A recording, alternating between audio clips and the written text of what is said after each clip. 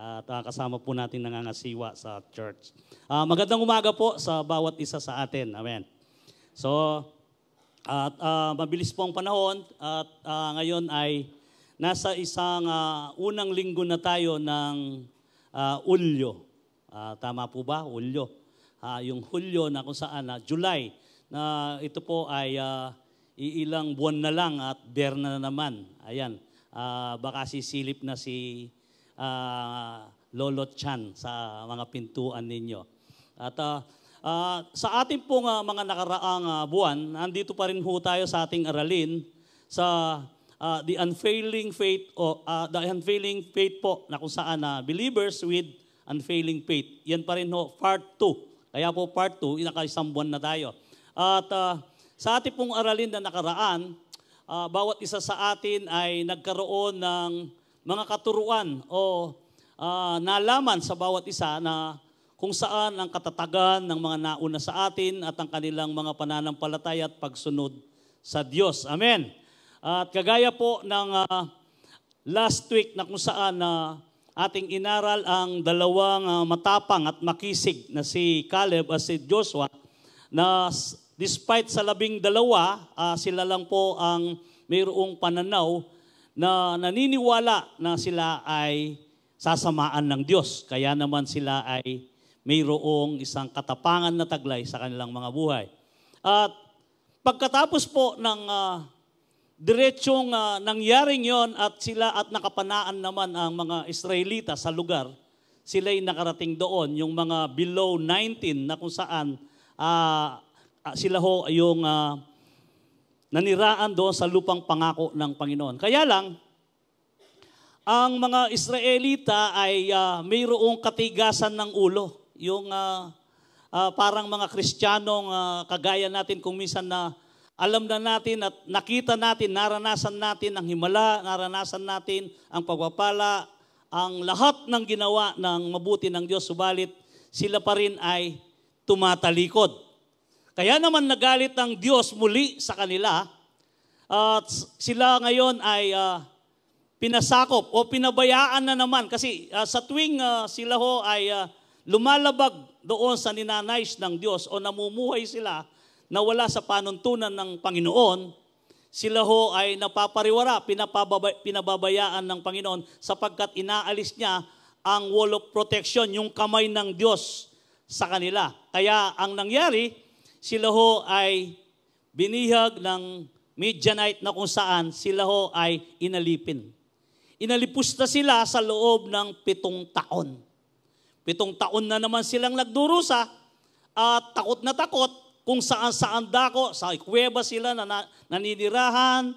Kung minsan sila ho ay naghahanap ng kanilang mga pangkabuhayan at tagu pa rin. Kasi nga sa nangyari na sila ay sumamba sa mga Diyos-Diyosan.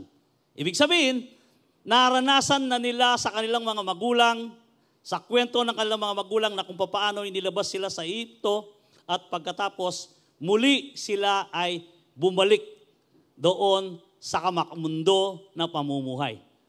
Maging sa atin po, kung gusto nating magkaroon tayo ng proteksyon sa Diyos, manatili lamang tayo. Sapagkat tunay nga, sabi, God only turn away from His people when they have turned away from Him. Tandahan po natin ito.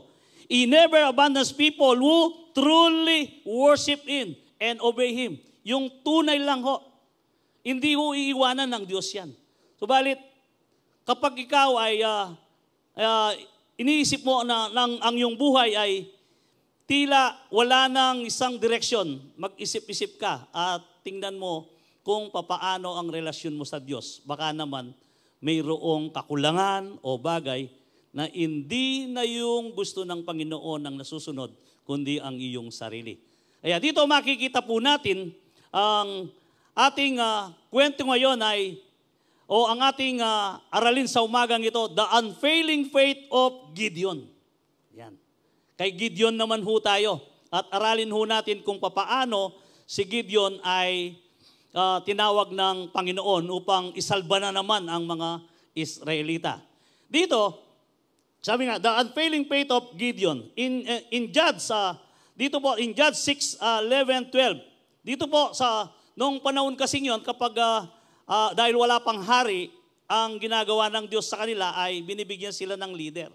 Kaya lang, yung leader na tumatayo ay ukom. Ibig sabihin, hindi ho yung kagaya ng court, sa korte na kung saan na may pinupukpok, kundi sila kuminsan ay propeta o kaya naman ay isang tinawag ng Diyos na manguna sa kanila. At yan ang mga judges. At si Gideon po ay panglima sa mga judge na kung saan o ukom na nanguna sa Israelita. Kasi nga sila ay sumasamba sa mga Diyos-Diyosan. So kung titingnan mo, sila ngayon ay magandang buhay. Pagkatapos, pag naranasan nila yung magandang buhay, kagaya ng 40 years na magandang buhay kay Josue nung siya namatay, bumalik na naman doon sa mga pagsamba sa mga Diyos-Diyosan. Kaya ito, ngayon, dito pinahihirapan sila ng 7 years ng Medianida sa panahon ni Gideon. Basahin po natin ang Judges 6, 11 and 12. The angel of the Lord came and sat down under the oak in Ophrah that belonged to Joash the Abiezrite, where Gideon was threshing wheat in winepress to keep from the Midianites. When the angel of the Lord appeared to Gideon, he said, "The Lord is with you, mighty warrior." Sige po, tayo muna yung manalangin. Aming Diyos, nagpapasalamat po kami sa magandang umagang itong na pinagkaloob mo o araw na kung saan na tunay nga sa pagsikat pa lang ng araw, nagdadala na ito ng pag-asa at pagpapala sa bawat isa sa amin. Hanggang sa paglubog nito, Panginoon, alam namin na pupunuin mo po kami ng biyaya sapagkat ikaw ang Diyos na umahawak sa bawat isa sa amin na hindi mo kami pababayaan. Kaya naman po, Panginoon, sa aming kalagitnaan, hayaan mo po na aralin po namin kung papaano ang pananampalataya ni Gideon na ito ay magdala sa amin ng karunungan at sa ganoon, Panginoon, kami rin ay makasunod na kagaya niya upang sa ganoon, O Diyos, ikaw ay masiyahan sa langit. Salamat po sa aming kalagitnaan. Salamat sa buong magdamag at buong linggo na pinaranas mo sa amin. Puno ng pagpapala, biyaya, kalakasan, at buhay na hiram namin sa kasalukuyan at nandito po kami na walang anumang karandaman. Panginoong Hesus, magpala ka sa aming kalagitnaan. At maging sa mga nasa online na nanonood, Panginoon, sila rin ho, Panginoon, ay biyayaan mo, O Diyos, ng kapayapaan at ikaw rin ang manguna sa kanila sa pamamagitan ng iyong banal na Espiritu. Salamat po, ayahan mo po, Panginoon, na ang iyong salita lamang ang aking sasalitain at ito po ay magdala ng kapangyarihan sa bawat makakarinig. Ako po ay iyong itago sa iyong pagka-Diyos, Panginoon, at sa iyong kapangyarihan. Sa ganoon, Panginoon, ang lahat ng ito ay aming maihalay lang sa iyong banal na trono. Sa iyo pong papuri, pasasalamat, at ito po ang aming dalangin sa pangalan mo, Jesus. Amen. Sige po, palakpakan muna natin ang ating Panginoon. Dito po, sa ating binasa, pag sinabi pong angel of the Lord, ito ay hindi po kagaya ng isang anghel na kung saan ito ay nagdadala lang ng mensahe, kundi mismo sa katauhan ho ng angel of the Lord na ang tinutukoy mismo ang ating Panginoong Yesus noon pa. Siya ito. Kaya naman, mismo siyang personal na nagpakita kay Gideon at ang sabi nga, "The Lord is with you, mighty warrior." Ito ang kanyang binanggit. So, kung titingnan ho natin sa aklat o ng Judges, Gideon was the 5th judge who led Israel. The book begins with him in being introduced in chapter 6 as the collect wheat and hides in the winepress. Yung pong sa chapter 6 makikita mo ho, patago na siya ay nangongolekta ng trigo. At usually ho, kapag sa panahon noon na sa kanila kung hindi nangyari na sila ay takot at nagtatago, kapag ikaw ay naghahani ng trigo, ikaw ay nasa lantarang lugar na kung saan ay may hangin, na kung saan pag inatap mo yan ay iiwalay ang hipa at ito ay makukuha mong buho. Pero tiniis niya ito. Kung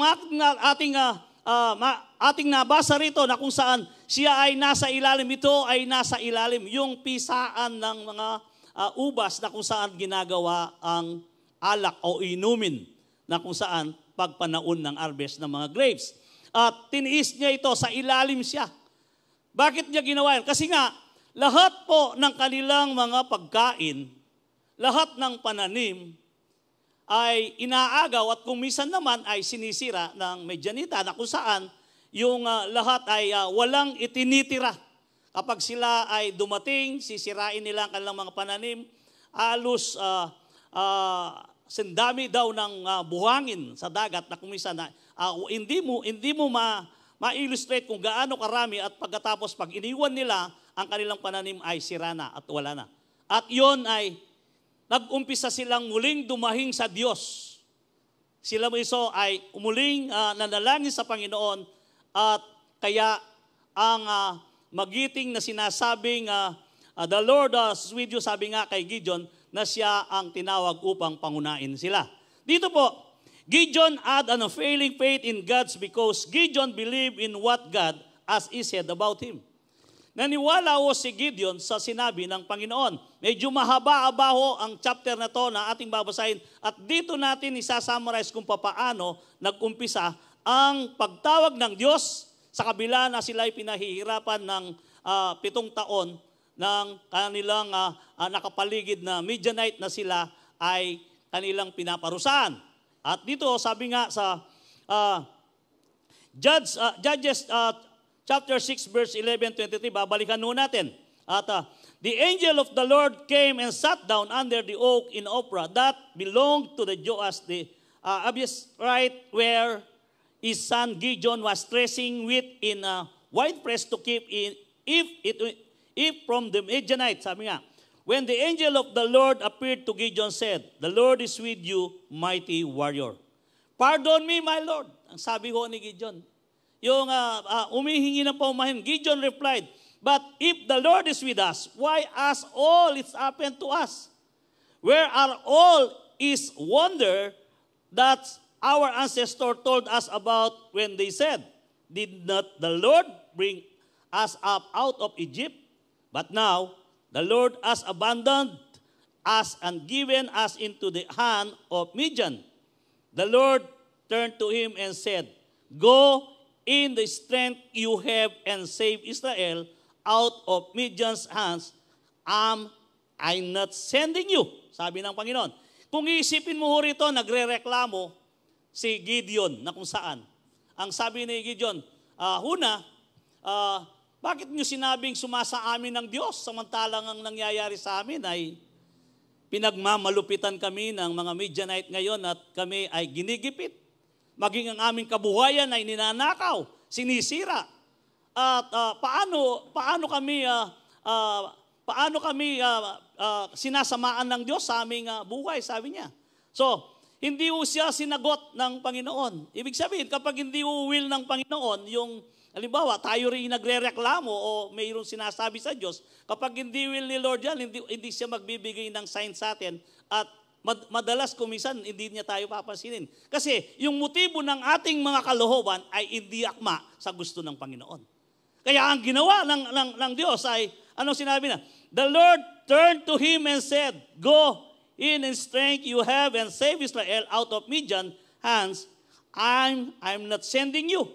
Hindi ba ikaw ay aking inuutusan o hindi ba ikaw ay aking pinapahayo? Ang sabi nga, "Pardon me, my Lord," sabi nga. Gideon replied, "But how can I save Israel? My clan is the weakest in Manasseh, and I am the least in my family." The Lord answered, I will be with you, and you will strike down and all the Midianites, leaving none alive. So dito, kung titingnan, umingi na naman ng paumanhin si Gideon. Mapagkumbaba naman si Gideon. Kasi nga, siya ay lahi na naniniwala sa Diyos noong kapanahunan nila.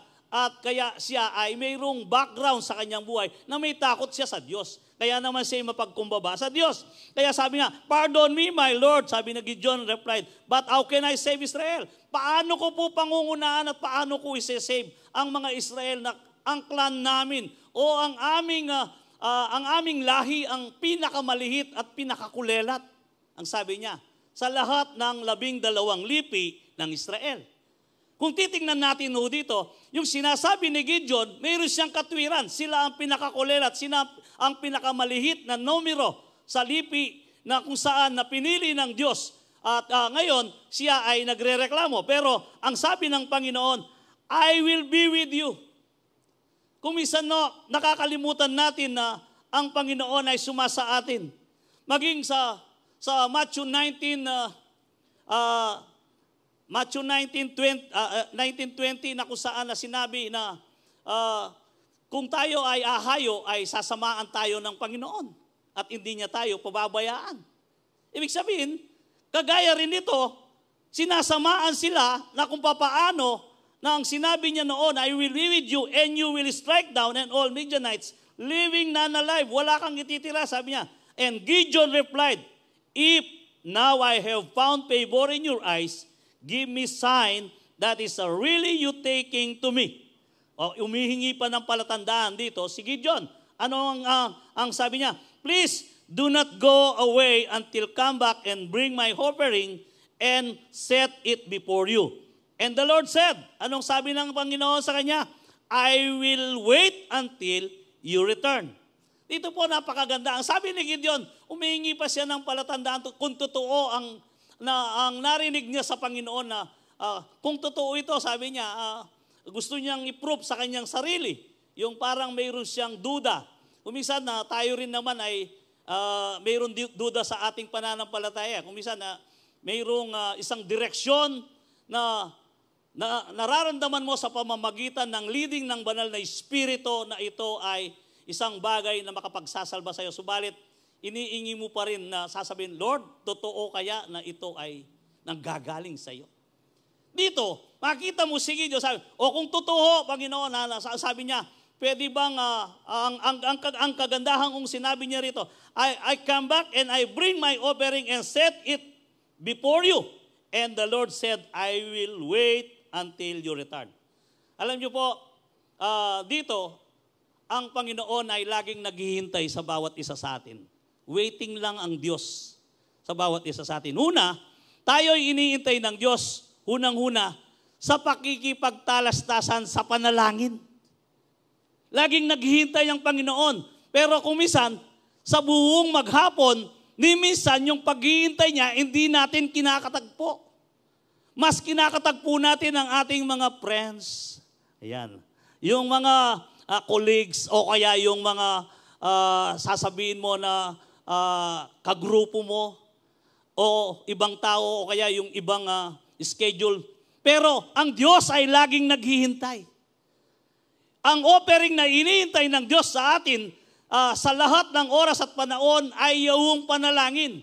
At dito makikita mo, si Gideon naman dito, anong ginawa ni Gideon na bilang sign? Mag-o-offer siya mismo na material na bagay sa ating Diyos. Kaya kapag tayo ay nag-offer sa Diyos, natutuwa ang Diyos.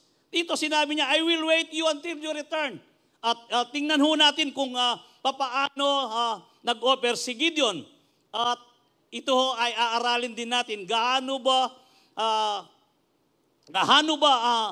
kakaba ang oras na ginugol niya bago siya mag-offering.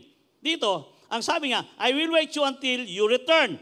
And Gideon, in verse 19, went inside, prepared a young goat, and from an ephah of flour he made bread without yeast, putting meat in a basket, and it's brought in a fat. He brought them out and offered them to him under the oak. The angel of God said to him, take the meat and the unleavened bread, place them on this rock, and pour out the broth. Sabi niya. So, dito ho muna. So, kung titignan ninyo ang dalang offering ni Gideon, hindi ho ba siya ay kumonsumo muna ng oras? Siyempre, uuliin niya yung kambing. Mahilap pa naman ang mga kambing. Iyan ay nakagala. At uuliin niya muna yung kambing. Pagkatapos niyang inuli yung kambing, ito ay kanyang susunugin ng balahibo. Kasi usually, wala pang blowtorch no. Susunugin yan, aalis, lilinisin. Pagkatapos, lalaslasin ang laman loob, yung laman loob niya, pagkatapos ay iiwalay. Lilinisin talaga at iluluto. Kung titingnan ho ninyo, matatapos ba ni Gideon ito sa 2 oras? Hindi ho. Maaaring ito ay aabot ng hanggang kalahating araw kasi magmamasa pa siya ng harina eh. At iluluto pa ito. Pero ang ating Diyos ay nakaupo at naghihintay. Tingnan niyo ang haba ng pasensya at biyaya ng Diyos sa mga anak niya na kung saan na matapat na ito ay mayroong pagsunod o may dalang handog para sa kanya. Kaya kapatid, kapag tayo ay may dalang handog, offering, kailangan yung buong puso nating talagang ibigay at ipagkaloob sa Panginoon. Yung buong kalakasan natin, buong buhay, sapagkat ang Diyos ay naghihintay lagi sa ating offering. Amen? Kaya yung panalangin ay napaka-importante sa atin. Bakit to? Hindi lang material na bagay ang kailangan nating i-offer sa Kanya. Maging ang anumang ginagawa natin o resulta ng ating ginagawa ay pwede nating i-offer sa Panginoon upang sa ganoon, sa Kanyang paghihintay ay bibigyan niya tayo ng reward doon sa inandog natin sa Kanya. Kaya dito makikita mo kung papaano nung nabuhunan niya ang handog niya sa Panginoon, ito ay bagay na kusan ng pagkain talaga ang inandog niya. At pagkatapos anong ginawa ng ating Panginoon dito?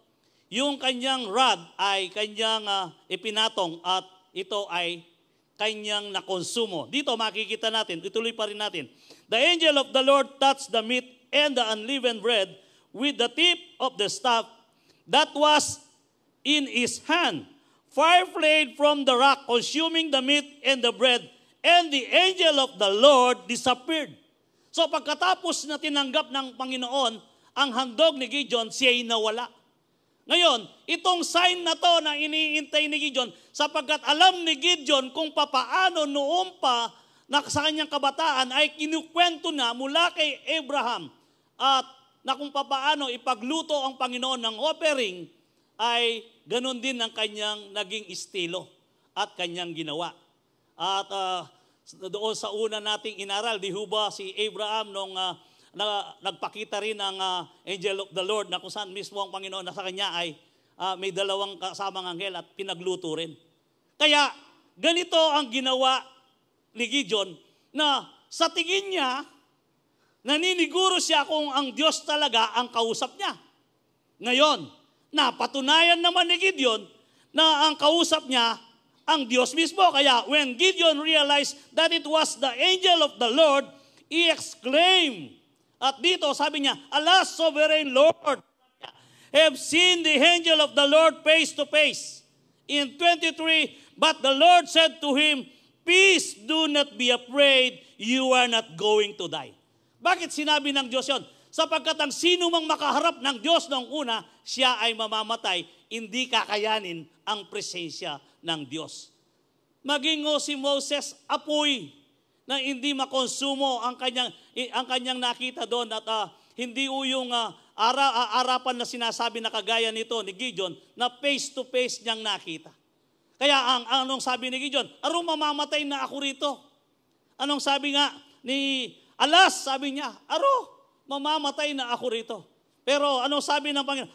Sovereign Lord, sabi niya, have seen an angel of the Lord face to face. But the Lord said to him, Peace, sabi niya. Mamaya pa ka, Gideon. Sabi niya, mamaya pa ka. Do not be afraid, huwag kang matakot. You are not going to die. Kasi nga naman, kung mamamatay si Gideon, paano niya magamit na siya ay inutusan niya na muli ipaglaban niya ang Israelita. Kaya dito makikita po natin kung papaano pinaniwalaan ngayon ni Gideon ang lahat ng sinabi ng Panginoon. Sa ating kapanaunan, maraming sinasabi ang Panginoon sa pamamagitan ng kanyang salita. At higit tayong mapalad sa kanila sapagkat noon ay hindi nakasipi ang Biblia na kung saan ito ay kinasiyaan ng banal na Espiritu. At ito ngayon ay sinaysay ng Diyos kung ano ang gusto niya sa tao at kung ano ang sinasabi niya, kaya naman tayo ay higit na mapalad sa kanila kung tayo pa ay maligaw at kung tayo pa ay hindi sumunod, abay, tayo ang pinaka-worst na tao sa mundo. Kaya nga, ang hindi sumusunod at naniniwala kay Kristo, ito ho ay kapamakan ang kanyang madadatnan. Kaya dito makikita ho natin kung papaano ang paniniwala ni Gideon ay buo na sa kanyang loob. Subalit, kung minsan ay kagaya ho natin, dumaranas din ho tayo ng pagkaduda na alam na natin na ito ay ito ay gusto ng Diyos. Halimbawa, sa mga karamdaman na pinanalangin natin, gusto ng Diyos, pero meron pa rin tayong duda. Meron pa rin tayong tanong sa ating sarili, gagaling ba talaga? Ang cancer bang ito ay mawawala ba talaga? Kaya kung minsan, napakaraming sinabi ng sa Diyos ba may mahirap ang sabi ng Panginoon? Maging kay Sarah, walang imposible sa Diyos. Lahat kakayanin ng Diyos at kaya niya ang lahat. Amen. So, kung minsan dumaranas po tayo ng mga bagay na nagpapabagal sa atin tungo doon sa mga biyaya ng Panginoon, sapagkat kagaya nga ng mga nangyayari sa kasalukuyan at nangyari din sa kanila, handahan mo natin, we can learn from oppression as both physical and spiritual warfare. Requires discipline na kung saan na ang disiplina to the experience can provide or can produce peace na kung saan na ito ay peaceful harvest of a right living kapag tayo dinidisiplina ng Diyos. Kung ito ay babasahin mo yung Hebrew 12:5-11 na kung saan habang dinidisiplina ng Diyos ang tao, hindi o siya nasisiyaan. Pero sa pang-uli, doon sa 5, anong sabi? At kapag yan ay nalampasan mo na ang pagdidisiplina ng Diyos, kapag ikaw ay napapaiwalay sa Kanya, anong gagawin niya? Ikaw ngayon ay mamumuhay na mapayapa at ang kabuhayan mo ay mayroong kasapatan. Mamumuhay ka, sigurado ng mayroong kapayapaan. So sabi nga, discipline seems pleasant as the time, but painful later on. However, it's produced an harvest of righteousness and peace to those who have been trained by it. Wala akong pinagkaiba sa ginagawa niya doon sa lumang tipan sa mga Israelita at sinasabi sa salita ng Diyos na ito'y nakatala ngayon sa kanyang mga aklat na kung saan parehong-pareho. Kaya ang ating Diyos na si Jesus, siya noon, siya ngayon, at magpakailanman. Siya ang Diyos na hindi nagbabago. Kaya wala ho tayong mga dahilan upang hindi sumunod sa Diyos. Wala ho tayong may dahilan. Kasi siya pa rin ang Diyos na hindi kumupas. Kaya dito, makikita natin, God told to Gideon that it was mighty warrior and a man of valor contrary to the mindset. Sabi nga, he had a Gideon in his eyes, he was a weakest number of their weakest clan. Sabi, pero ang taliwas doon sa iniisip niya, he has not fought any battles in his life, and in spite of everything, Gideon believed God's word about himself. Walang kasanayan, walang experience sa labanan sapagkat, pero ito ay sa balita at doon sa karanasan na kwento ng kanilang mga ninuno ay pinaniniwalaan ni Gideon. That's why, sabi nga sa Luke 1:38, and Mary said, behold, the handmaid of the Lord, be it unto me according to thy word. And the angel departed from her. Kaya, ano ho ang sinabi ni Mary? Mangyari. Mangyari, sabi niya, according to thy word. Mangyari, kapatid, kung anuman ang ninanais at inihingi mo, according to the word of God, na ito ay iyong inangkin sa iyong buhay. Amen. Mangyayari ito. Sapagkat ang Diyos natin ay katulad ng Diyos na sinasamba hanggang ngayon. Siya ang Diyos ni Abraham, Jacob at Isaac na kung saan siya pa rin ang Diyos na buhay na sinasamba. Ang ngalan niya ay Kristo Jesus. Kaya nga, unfailing faith is embracing God's word about you, even if it doesn't make any sense. Ang pananampalataya na kung saan na kagaya na kay Gideon, hindi man niya alam, hindi man niya naiintindihan, pero pa rin siya ay naniwala at sumunod. Jeremiah 1:5, before I formed you in the womb, I know you. Before you were born, I set you apart, and I appointed you as a prophet to the nations. So dito, nasa sinapupunan pa lang daw ang bawat isa sa atin, according to the Word of God, kilala na tayo ng Diyos. Alam na niya kung gaano kahaba ang iyong buhay, kung ano ang mga plano niya na ito ay mangyayari. Kung hayaan mo lang na ang kagustuhan ng Diyos ang masunod at hindi ang iyong pamamaraan. Kaya dito, in Psalms 139 verse 16 and 18, your eyes saw my unformed body, all the days ordained for me we were written in your book. Dito ba mayroong books of life na kung saan, na baga sa plano, ito ay nakalagay na sa blueprint. Bawat isa sa atin ay may itinalaga na ang Diyos na ang blueprint natin, yung plano, ay ganito ang kaiinatnan natin kung tayo ay 100% na susunod sa Diyos sapagkat ang plano ng Diyos sa atin ay mabiyaya at may pagpapala na buhay na mahaba na tayo ay magamit niya sa kanyang ubasan. Ito ang plano ng Diyos sa atin. Dito sabi nga, how precious me we are, you thought, sabi nga, God, how vast in the sum of them, were I to count them, they would outnumber the grains of sand. When I awake, I am still with you. So, hindi mabilang, sabi ni David, kung ikukumpara mo yung plano ng Diyos, ay hindi lang kasing dami ng isang buhangin sa dagat na kumuha ka, hindi lang ganon karami ang plano ng Diyos na mabuti sa bawat isa sa atin. Bakit sa mga Kristiyano kung minsan ay mayroon pa ring buhay na hindi kahaya-haya sa paningin ng tao, tila baga siya ay hirap na hirap.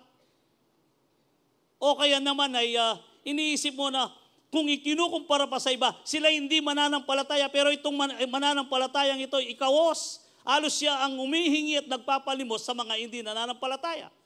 Therefore, tingnan natin ang ating sarili doon sa katwiran ng Diyos at kung ano ang ninanais ng Diyos. Tayo ba ay nakakasunod doon sa ninanais niya sa ating mga buhay? O tayo kaya ang nasusunod sa ating sariling pamumuhay? Kaya, pinapakita ho rito kung papaano na kung mayroon tayong paniniwala sa salita ng Diyos, tayo ay sumunod at kagaya ni Gideon. Ito pa po. In Jeremiah 29:11, anong sabi? For I know the plans I have for you, declares the Lord. Kapag sinabing, hindi lang niya sinabing pinasadoan na minsan lang, kundi deklarado, ibig sabihin, decree, declares. Kaya kapag, halimbawa, kagaya ni President Marcos noong 1970, I declare the martial law. Deklarado, ibig sabihin, ito ay hindi pwedeng i-abolish o hindi pwedeng hindi sundan. Pero ang Panginoon mismo, ay, anong sabi? Declares the Lord. Ito ang plano ko at itong deklara ko, ang sabi ng Panginoon. At sabi, plans to prosper you. Ang plano ko ay hindi ka magkulang, prosper you, and not to harm you, at hindi ka masaktan, hindi ka mapaamak. Plans to give you hope and future. Plano na punong-puno ng pag-asa. Lahat ng inaasahan mo ay may pag-asa makukuha mo sapagkat ito ang pangako ko sa iyo, ang sabi ng Panginoon, para sa iyong inaharap at kinabukasan. Amen. Dito pa lang ho, puno na ang buhay natin. Kung ito ay naipapamuhay natin, hindi na natin kailangan pantapusin ang sermong ito. Kung dito pa lang ay ginagawa na ng bawat isa sa atin. Wala ka nang pwedeng idahilan. Kaya lang, ang tao talaga ay, sasabihin niya, tao ko mo po kasi pastor eh. At nakakalimutan niya na siya ay nilikha ng Diyos ayon sa kanyang wangis, na siya ay espesyal. Hindi ginawa ang tao ayon sa salita lamang, kundi mismo masterpiece ng Panginoon. Sa kanyang kamay, inubog tayo. At pagkatapos, binigyan pa tayo ng parte ng Diyos. Ang parteng yun ay yung buhay na iningahan niya, ang lupa at nagkabuhay. At tayo ang nilikha ng Diyos. Sa lahat ng kanyang nilikha, wala siyang sinabi sa salita ng Diyos na binigyan niya ng parte. Kundi sinabi niya, magkaroon ng mga hayop, magkaroon ng tubig, magkaroon ng halaman, magkaroon ng ilaw o liwanag. Nangyayari. Pero sa tao, ano ang ginawa niya? Nag-effort po ang Diyos.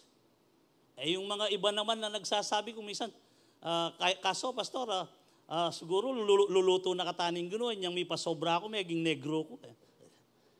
Wala namang ganon. At perfectong gumawa ang Diyos. Ayos sa kanyang itinalaga sa lugar na kung papaano bawat isa sa atin ay mayroong purpose ang Panginoon at hindi kailanman nagkakamali ang Diyos. Amen. At ito, the best things that could happen to us is the will of God. Just embrace and believe His word in obedience. Kagaya ho ni Gideon. Unang punto na kung saan na ito'y ginawa ni Gideon. Pangalawa, Gideon had an unfailing faith in God because Gideon demolished idols and built God's altar. Ibig sabihin, ang pangalawang ginawa ni Gideon, dito, inalis niya muna ang mga Diyos-Diyosan at gumawa ng altar sa Diyos. Tingnan mo natin kung anong ginawa niya. What is the idol in the Bible? The Bible defines an idol as an image or statue that it is considered equal to or greater than God. Alos kahambing ng Diyos kapag ito ay iyong pinag-ukulan ng panahon o oras. Ang sabi nga, after Gideon became aware, he had encountered the Lord directly and believed they would certainly die. The Lord assured him with, sabi nga, shalom, peace that would be not die. Shalom, ibig sabihin, buhay. Kaya kapag nakakasalubong nyo o kapag binabati nyo ang isang kapatid, shalom kapatid. Ibig sabihin, nagdadala ito ng kapayapaan at buhay sa iyong sinasabihan. Kaya shalom. At yung iba, baka hindi nila alam ang kahulugan ng shalom, kaya hindi sila nagsashalom. Shalom. Dito ho, sabi nga, ngayon, basahin natin muli ang Judges 6:24-32. So Gideon built an altar to the Lord. There are called it the Lord is peace. So pagkatapos noon ay gumawa si Gideon at tinawag niya itong Lord is peace, ang kapayapaan, ang buhay. To this day, it is stand in Ophrah in Abiezrite. That same night, the Lord said to him, take the second bull from your father, herd the one 7 years old. Tear down your father's altar to Baal and cut down to the Asherah poles beside it.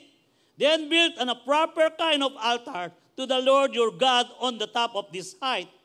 Using the wood of the Asherah pole that you cut down, offer the second bulls and burnt offerings. So Gideon took then of his servant and did as the Lord told him, but because he was afraid of his family and the townspeople, he did at night rather than in the daytime. O dito, tingnan nyo, mayroon pa rin takot si Gideon. Sinunod niya ang Diyos, pero mayroon pa rin siyang pang-iilag. Nangihilag pa rin siya rito, mayroon pa rin siyang taglay na takot. Kaya kung minsan, sumusunod tayo sa Diyos, pero mayroon pa rin tayong pangamba o takot na mga. Pero ang higit na mainam doon ay sumunod ka sa Diyos. Amen. Kapag hindi pinahiral mo yung takot at hindi ka sumunod, ibig sabihin, nanahig yung takot kaysa pagsunod sa Diyos. Pero mas mahigi na sumunod ka sa Diyos kahit na may alinlangan kang takot sapagkat ang Diyos ay tinatanggap niya yun. Siya ang inuna mo at hindi yung takot. Amen. Halimbawa, kung minsan mutak kaya kayo, madalundong po tatin multuan. Pero minta ka. Pagkatapos, sala naman palang multo. Pero takot-takot ka. Kaya kung minsan nga sa isang madilim na lugar na parang halimbawa sa kagubatan yung maraming damo, may takot kang pumasok sasabihin mo, baka may ruhong ahas dito. Pero pag sinabi mong, Lord, alam ko kasama kita, susuong ka pa rin, pero may takot ka na baka may ahas nga na tutuklaw sa iyo ron. Pero ang mas mahigi ron, sumunod ka. Hindi umiral yung takot. Amen? Kaya, wala na po tayong takot na sumunod sa Diyos. Amen? Yan. And sabi nga dito, magpatuloy pa rin ho tayo sa kwento. This day, sabi nga, dito na ho tayo. Then, build a proper kind of altar, Lord your God, into the top of his height. Sabi niya, dito, ginamit ni Gideon ang 10 niyang halipin o halalay na kung saan na sila ay sinira ang pinasisira ng Panginoon. Nakita ho natin, Gideon's demolished idols and built God's altar. Pagkatapos na naniwala sa Diyos, ngayon sinisira na niya ang mga Diyos-Diyosan. The people found out Gideon did to Baal's altar and Asherah pole. They demanded of Joash, sabi niya, kasi ginawa ni tatay niya yun eh. Maaaring nung kapanahunan ni Joash, siya ay may kompromiso sapagkat sa panahon ng sa panahon ng mga Midianite na sila ay sumasamba sa mga Diyos-Diyosan, kapag siguro nakikita niyang hindi kayo sumamba o kaya ay pahirapan, kaya itong si Joash, ginawa niya ang parang Diyos-Diyosan na kung saan ito ay isang bagay na pole kay andog kay Asherah. Kaya dito makikita natin sa ang kanyang tatay ang nangangasiwa dito sapagkat siya ang nagpagawa. But Joash replied, sabi nga rito, but Joash replied to the hostile crowd around him. Siyempre, galit ang mga tao, kaya ang ginawa niya ay gabi at hindi umaga. Pero kinaumagaan, nakita ng mga tao, mamamayan, na sira ang kanilang sinasambang altar at ang Baal at ang tore na kung saan na kanilang pinupuntaan, kaya galit na galit. Pinuntaan nila si Joash. But Joash replied to the hostile crowd around him, are you going to plead Baal cause? Sabi niya, are you trying to save him? Whoever fights for him shall be put to death by morning.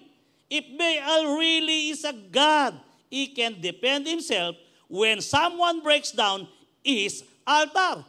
So, anong sinabi dito ni Joash? Kung totoong Diyos, itong altar na to at si Baal, dapat nung sinisira sila o nung sila ay pinuputol, dapat ay ipagtanggol nila ang kanilang sarili. Yun ang sabi ni Joash na ama ni Gideon. Kasi si Joash meron siyang experience na alam niya hindi niya pwedeng kalabanin ng Diyos. Ang Diyos na buhay. Kaya siya, ipinasa niya ngayon sa mga mamamayan. Kung totoong Diyos yan, bakit hindi niya ipagtanggol ang kanyang sarili? Totoo nga naman. Kaya sa atin, nawala na ngayon na yung kapag may sunog, tinatakbo natin na una natin kinukuha yung imahin. At pag in-interview, buti na lang po na iligtas ko ang aking Diyos. Baligtad.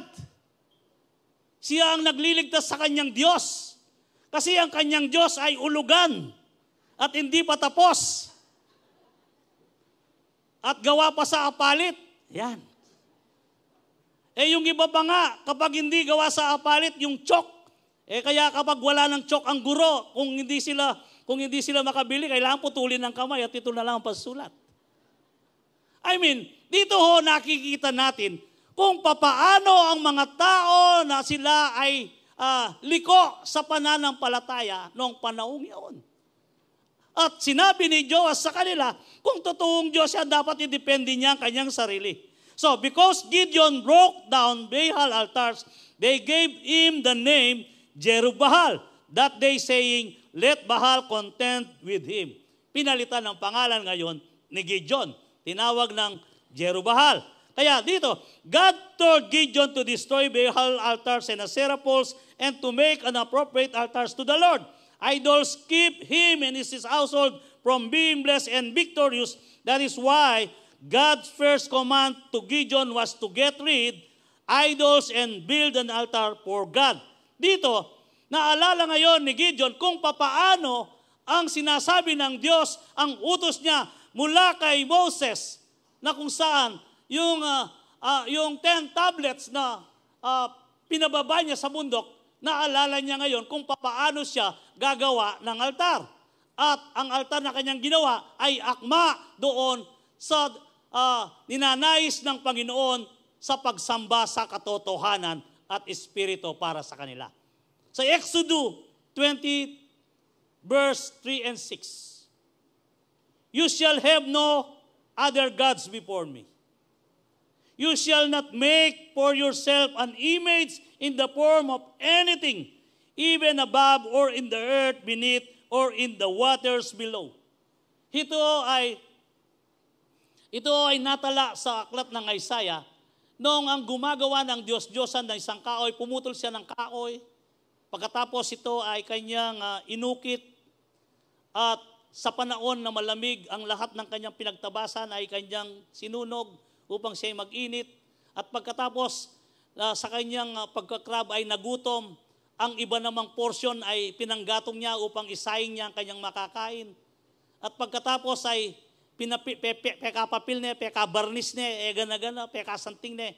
At pagkatapos noon ay niluuran niya. Isipin ninyo, ang Diyos natin siyang gumawa sa atin. At bakit mo luluuran ang mga idols na sinasabi dito sa Exodo, na kung saan marami pa rin sa ating kapwa Pilipino ang liko ang pamumuhay at binulag sila ng sanlibutan ito. At sila ngayon ay nakapasok doon sa pagdurusa na kung saan na sinasabing sumpa, ang sumpa ng Diyos sa bawat pamilyang Pilipino. Kumisan pa nga, nasabi pa nga dito ni Pastor Mario pag pinag-uusapan namin, itang negro kayong Quiapo. Pag hindi panahon na ilalabas, walang pumupuntang tao. Pag panahon na nilalabas, may nagpapakamatay, makaakyat lang sa andas. Kung minsan ay nahulog siya pagkatapos natapakan, wala sa kanya kahit mamatay. Dapat, sa totoong Diyos ka magpakamatay, amen. Hindi sayang ang buhay mo, sapagkat kung tunay kang nagpapakamatay sa Diyos, gagawin mo ang lahat at anuman ang mangyari, ikakamatay mo man ang iyong pagsamba sa buhay na Diyos. Pagdilat ng iyong mata, makakaharap mo na harapan ang dakilang manlilikha, ang pangalan niya ay Jesucristo. Dapat ganito ang ating ugali. Kaya meron tayong dapat gawin at meron tayong pasanin na dala-dala sa ating balikat na ibinigay ng Diyos sa atin. Yung sinasabi ko kanina, nasasamahan tayo ng Diyos sapagkat ang sabi niya, gawin mong alagad ang lahat at turuan sila. Turuan. Ang sabi niya, ituro natin kung ano ang katotohanan at ipagsabi sa kanila kung papaano ang Diyos na buhay. At sa kauli-hulihan, anong sabi doon? Sa Matthew 19:20, hindi ko kayo iiwanan, sasamaan ko kayo, kagaya ni Gideon. Amen! So, wag po kayong matakot, sapagkat kahit sa katapusan ng mundo, sasamahan tayo ng Diyos. Kahit sa dulo nun, hindi niya tayo pababayaan. Pangako niya ho yan. Kaya, kung papaano ang mga ginagawa niya sa mga nauna naman nagtatapat at sumusunod sa Diyos, gagawin pa rin sa atin ng Panginoon ang mga bagay niya. Sapagkat ang salita ng Diyos, sabi nga sa Psalms 32 verse 4, for the word of God holds true and we cannot trusting it us. Ang salita ng Diyos ay totoo at ito'y maaasahan natin. Psalms 32 verse 4 and Psalms 32 verse 11, sabi nga. But the Lord plans to stand firm forever. And sabi nga, invention can never be shaken. Yung intention cannot be shaken. Yung intention niya, hindi ko ito maaalog kailanman. Kung anong intention ng Diyos sa iyo, kapatid, mangyayari. Kaya, samantalahin natin habang may panahon pa. Di natin alam kung anong oras darating ang Panginoon. May oras at lakas na ibinigay sa atin ng Diyos, kaya samantalain na natin. Dito ba ho sa Exodo 20 verse 3 and 6, sabi nga rito, you shall have no other gods before me, you shall not make for yourself an image in form of anything in heaven and above and the earth, beneath or in the water below. We shall bow down them or worship them. Mga laluya po yung Gino. For I, the Lord your God, I am a jealous God, punishing the children for the sins of the parents for the third and fourth generation of those who hate me, but showing love to the thousands generations of those who love me and keep my commandments. So dito, ang lahat ng gumagawa ng katiwalian at laban sa Diyos ay sinumpa ng Panginoon. At tandaan lo natin, nowadays, hindi lang ho yung mga idols ang gustong alisin ng Panginoon sa buhay natin. Just image statues by everything that is above. God's also considered an idols. Tingnan ho natin. In 1 John 5:21, sa ating kapanaunan, dear children, keep yourself from idols. Ang sabi niya, keep yourselves from idols. Colossians 3:5. So put that the sinful earthly things lurking with you have nothing to do with sexual immorality, impurity, lust, and evil desires. Don't be greedy, for a greedy person is an idolater. Sabi nga, worshiping the things of this world. Kapag pala ikaw ay isang tao na greedy, makasarili, o lahat ng bagay na ninanais mo, ikaw rin ay kagaya ng mga sumasamba sa mga Diyos-Diyosan. Wala kang pinagkaiba. Philippians 3:18-19. For as I have often told you before, and now tell you again, even with tears, many lives as enemies of the cross of Christ. Marami ho ang salangsang sa krus na napagtagumpayan ng ating Panginoon. Their destiny is destruction. Their God is the stomach. Sino na yung nagugutom? Their God is the stomach, and their glory is in their shame. Their mind is set on earthly things. Kaya kung minsan, yung mga tao na walang iniisip, ay hindi pa man kami tapos na nagsasalita rito, 12:05 pa lang. Maranop na ako. May tagal kitang first batch na nitang 11 o'clock na kahit wala na kanya. 7:50 yamu pa mo ita. Tatagalan niya pa itang first batch, tang muling bata, full eh. Ano sabi rito sa ating binasa? Your God is your stomach. Wala kang pinagkaiba. Sinasamba mo pa rin ang Diyos-Diyosan. Kapatid, sa panahon nating ito, kaya matuto tayo kung paano tayo mamuhay. Mamuhay na kung saan na ang lahat ng tinuturo at lahat ng kinakalos ng Diyos sa ating buhay. Ito po nga, ding lalako na ng Ginoo, yung lahat ng tinitrim niya. Hayahan ho natin na tayo magpatrim sa Kanya upang tayo ay mamunga ng sagana. Amen. Kasi ito ang ginagawa ng Diyos. Unfailing faith is getting rid of worldly things and making God's the top priority in life. Yan ho, unfailing faith. Tandaan mo natin, kung ayaw mo mag-fail ang iyong pananampalataya, unfailing faith, getting rid worldly things and making God the top priority. God the top priority in life. And last po, sabi nga, Gideon had unfailing faith in God's because Gideon trusted and obeyed God's battle's plan. Dito, kakita ho natin si Gideon kung paano Gideon's assembled 32,000 men for fight in Midianite alongside him. But God reduced them to 300 men so that the glory would be for God alone. At makita pa rin ho natin sa Judges 6:33-40. Now all the Midianites, Amalekites, and other eastern people joined force and crossed over the Jordan. Sabi niya, camped in the valley of Jezreel. Then the Spirit of the Lord came on Gideon. Yan. And he blew trumpet, summoning the Abiezrite to follow him. He sent messengers throughout Manasseh, calling them to arms, and also to Aser, Zebulun, and Naphtali, so that they too went up to meet them. So dito po, ang kanyang mga kalahi dito, kanyang sinumon, upang sila ay magtulong-tulong. And Gideon requested a confirmation to God about leading Israel in battle. So, he asked for a sign that God's will please we do and dry the ground, another sign of requested. So dito makikita, tingnan ho ninyo si Gideon. O sabi niya, nung naniwala na siya at pagkatapos nasira na niya ang mga Diyos-Diyosan, naniwala tapos nasira na niya. Ngayon, iingi na naman ng sign. Napapatawa ka kay Gideon eh. Dito sabi nga, iingi na naman ng sign dito, si Gideon bagamat siya ay pinag-arian na ng banal na Espiritu.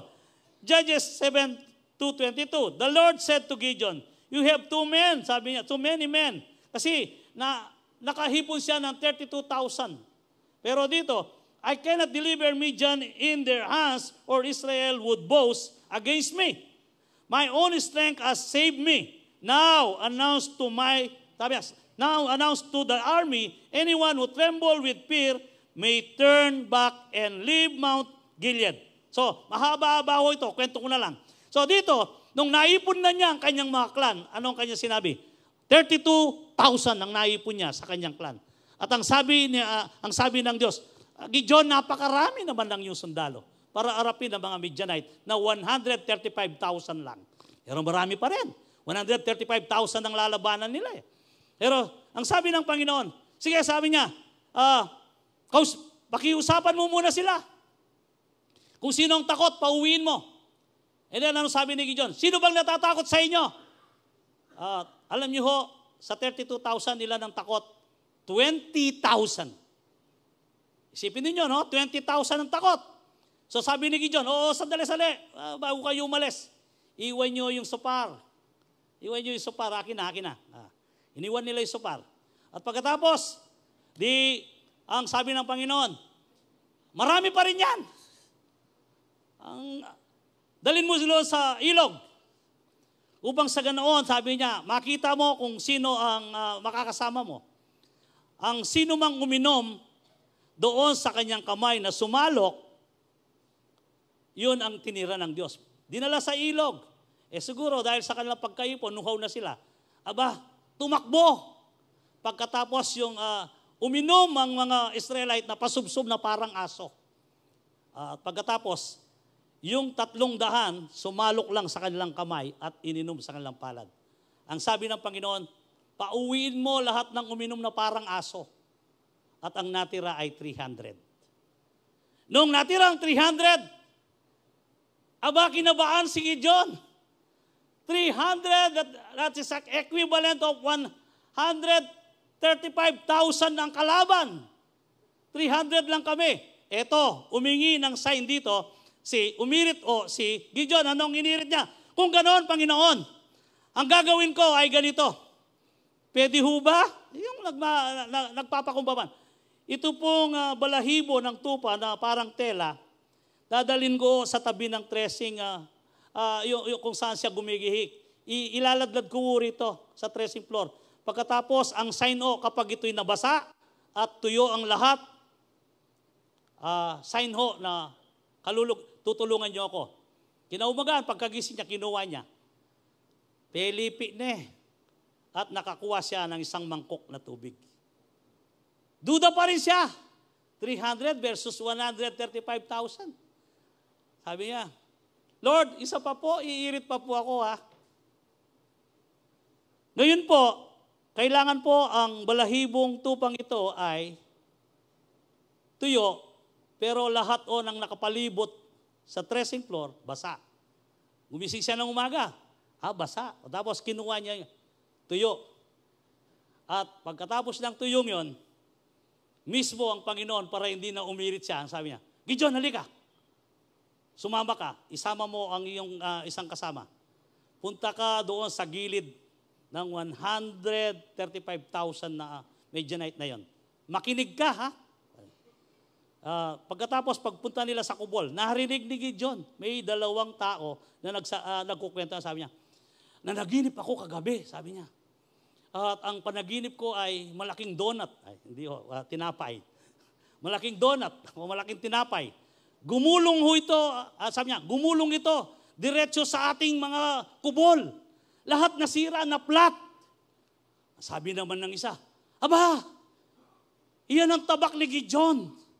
Sigurado mayayari tayo dyan sa panaginip mo. Narinig ngayon ni Gideon at saka yung tik-tik. Nagpatira pa sila at sumamba sa Diyos.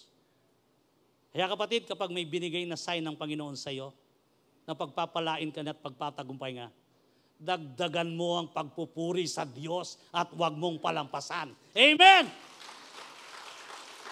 Sapagkat yan ay ibibigay ng Panginoon. Nangyari. At nangyari nga ang mga bagay na yon kung papaano si Gideon ay nagporma ng 3 bahagi sa kanyang mga kawal. Sabi niya, 100 kayo dito sa bandang kaliwa, 100 sa likuran, at 100 sa kanan. Ngayon, ang awak nila ay mga lampara, ilaw, at hindi espada, nakasuksok lang ang espada. Di man nila ginamit Lampara at saka yung sopar. Kasi iniram nila sa mga takot kinuha nila yon. Kaya baka tanungin nyo ko, Pastor, bigla na po ating 300 kaya? Iniram nila, babasahin nyo yung kwento, kinuha nila. At pagkatapos doon, sabay-sabay silang inipan ang sopar. At ang lahat ng kamelyo, lahat ng mga kabayo, lahat ng Midianite ay nagkagulo at nilito sila ng Panginoon at sila ang naglaban. Yung iba tumakas, inabol ni Gideon sapagkat ang laban na yon, ang Diyos ang at sumunod si Gideon sa lahat ng pinagagawa ng Diyos. Di ko alam kung anong laban mo sa buhay, kapatid. Di ko alam kung anong laban mo sa kasalukuyan. Pero tiyak, tutulungan ka ng Panginoon kung ikaw ay susunod. Kung ikaw ay mananampalataya at kung sisirain mo ang lahat ng Diyos-Diyosan sa buhay mo. Naniwala siya, sinira niya. At pagkatapos, anong sinabi ni Gideon, yung panguliho natin? Sabi nga, trust and obey God's battles plan. Plano ng Diyos. May plano Jeremiah 29:11, lahat ng plano, sabi niya. At pagkatapos yung binasa natin kanina, sinabi ni David, hindi yung maraming pamamaraan mo, maraming plano mo, Lord. Paggising ko nga, sabi niya, andyan pa rin yan Kaya kapatid, huwag kang manghina. Huwag kang panghinaan ng loob sa kung ano man ang laban mo sa kasalukuyan. Kaya ng Diyos yan. At ingin mo na samaan ka ng Diyos kagaya ni Gideon, tiyak ikaw ay magtatagumpay. Isigaw mo lang ang pangalang Jesus at lagi mong sabihin, ang Diyos ko ay buhay. Si Kristo magpakailanman. Tiyak magtatagumpay ka. Sapagkat ito ang sigaw ni Gideon. Diyos at ang Diyos para kay Gideon na kung saan na kanyang sinabi at sinigaw abang sila ay nagpapakakak ng mga supar at sila ay nagtagumpay. Ang nakakatuwa pa rito kung babasahin nyo yung kwento, habang hinahabol nila ang mga tumakas, kasi nahari yung kanilang mga kasamaan, higit lalo sa Sukot. Kasi yung Sukot na yun ay napaka-importante, iyon ay pinakita doon kung paano pag ang Panginoon na sila ay nagsasama-sama ang pamilya. Gutom na gutom si Gideon. Humihingi sila ng pagkain, hindi sila binigyan. Sabi nila, kapag naibalik ninyo sa amin ang 2, ay bibigyan namin kayo ng pagkain. Makanya, sabi ng Gideon, sige, ibabalik ko at dadalhin ko sa inyo ang 2. Pero tandaan ninyo, dahil hindi nyo ako binigyan ng tinapay at maging kasama ko, pamalupalwan akong dakal na tinik. Papaluin ko kayo ng maraming tinik at parurusaan ko kayo.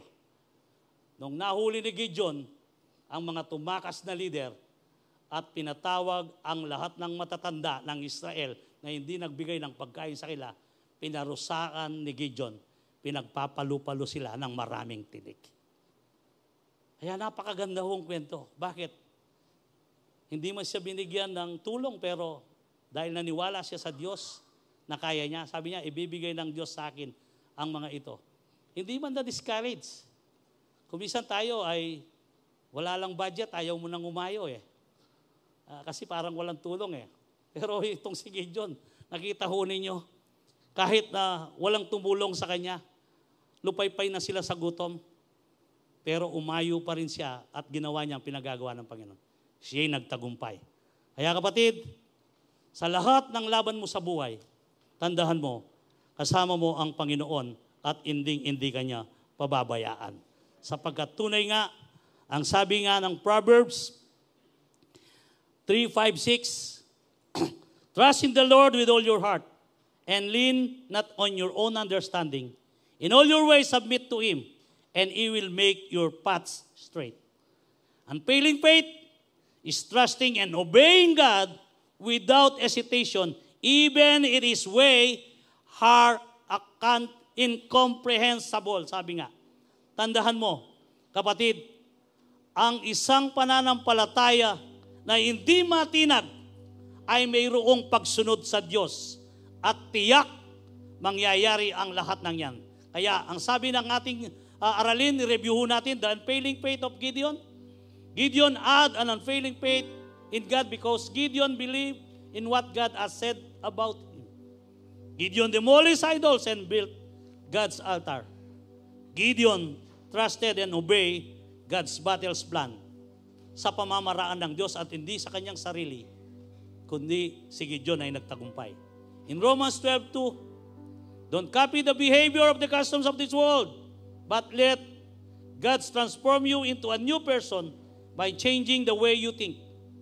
Kailangan alisin natin sa ating isipan ang mga anumamang balakid at mga bagay na iniisip natin ito ay nakapagbibigat o haad lang sa tagumpay na binigay na ng Diyos sa atin. Then you will learn to know God's will for you, which is a good and pleasing and perfect. Mapapatunayan mo po, siguradong ang ibinigay ng Diyos ay perpekto at hindi nagkakamali ang Diyos sa atin. Kaya kapatid, tandahan po natin sa umagang ito, magtatagumpay tayo sa ating pananampalataya. Kung lahat ng ating narinig ay ating isapuso at ating itong gawin, sa ganoon, tayo'y magkaroon ng isang matagumpay na buhay bilang isang Kristiyano.